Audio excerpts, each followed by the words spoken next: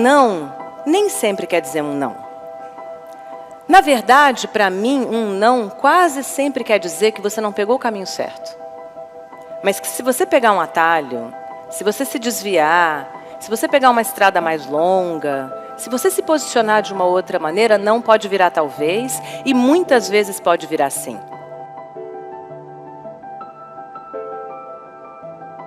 Mesmo assim, eu continuei tendo nãos. Eu me lembro de um em especial, de uma chefe minha, mulher.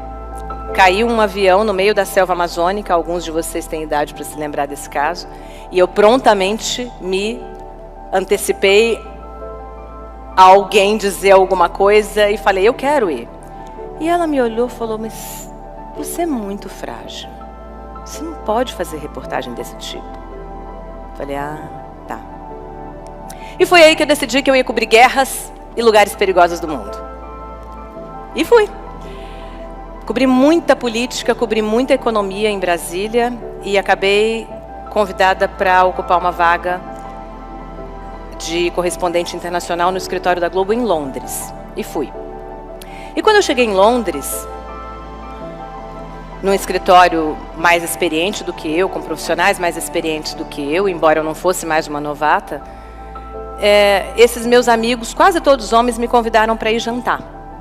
Nesse jantar, um deles, que era um produtor sênior do escritório, me perguntou assim, Ana, o que você quer fazer aqui?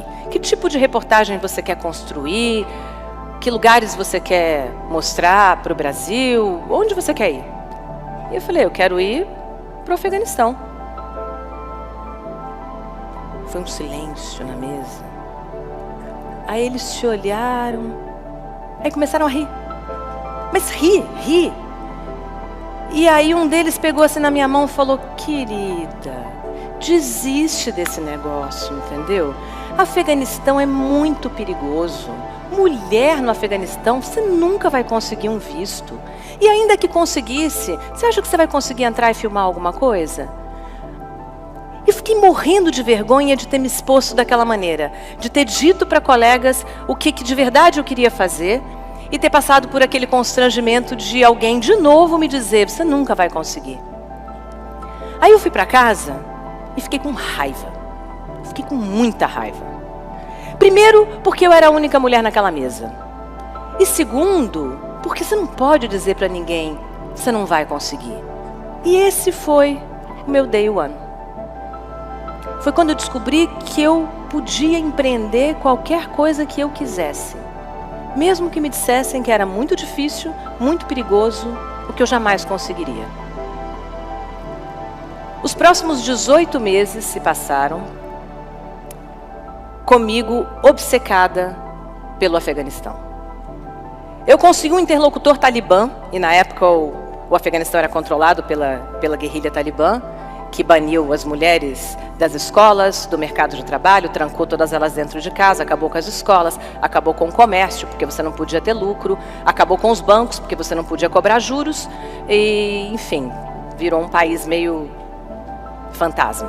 Bom, nesse meio tempo fiz muitas matérias, cobri a derrocada do ditador Pinochet, cobri desastres nucleares, cobri outras guerras, como a de Kosovo, uma guerra especialmente perigosa no momento que eu entrei, e fui convidada para uma outra vaga em Nova York, que me parecia um escritório mais interessante, porque de lá você podia fazer viagens mais fáceis para o resto do mundo, e eu topei e fui. E aí, eu finalmente consegui um contato, fiquei negociando com ele mais uns 6, 8 meses, e finalmente consegui o visto e fui para o Afeganistão.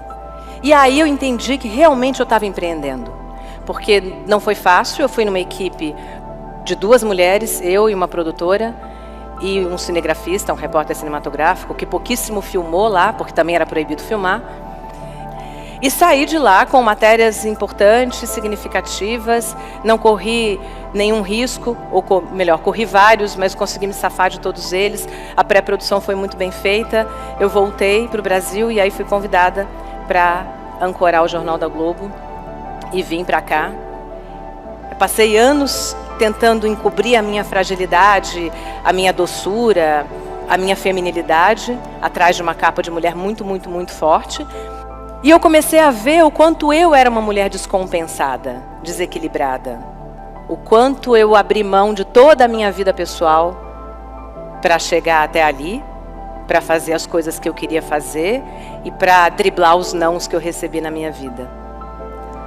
Eu pensei, eu preciso começar a ouvir propostas, porque eu não quero passar aqui o resto da minha vida. Eu não me via envelhecendo naquele lugar. Além de achar que o jornalismo com hora marcada também estava ficando uma coisa velha, antiga, eu queria viver o meu tempo. Fiz muitas reportagens sobre, com e para mulheres naquele período, enquanto eu revia a minha própria vida e a minha própria situação como mulher. E aí um dia eu estava sentada na redação, as redações são abertas, né? A gente não tem salinhas, então são aquelas baias. Eu estava sentada na minha baia, e aí tocou meu telefone celular, eu atendi, e alguém me disse assim: "Opa, Paula, aqui é o Silvio." Eu falei: "Silvio?" "Sim, Paula, o Silvio Santos." Caramba, o cara não tá me ligando dentro da TV Globo, né? Quase voltei a esconder debaixo da cadeira, resolvi aquele assunto em 30 segundos, qualquer coisa que ele me propusesse eu ia dizer ok, mas ele só me propôs uma conversa, eu falei ok, onde, quando, papo, fechei e fui lá ouvi-lo. E ele me fez uma proposta que me pareceu muito sedutora na época, que foi: eu não tenho departamento de jornalismo hoje, eu mesmo destruí meu departamento de jornalismo há 8 anos, e eu preciso de alguém que remonte todo o departamento, atualize toda a tecnologia, contrate pessoas e monte um novo prime time para mim. Falei: tá bom, vou pensar. Pensei e fui, e passei os meses seguintes da minha vida montando ou remontando o departamento de jornalismo do SBT.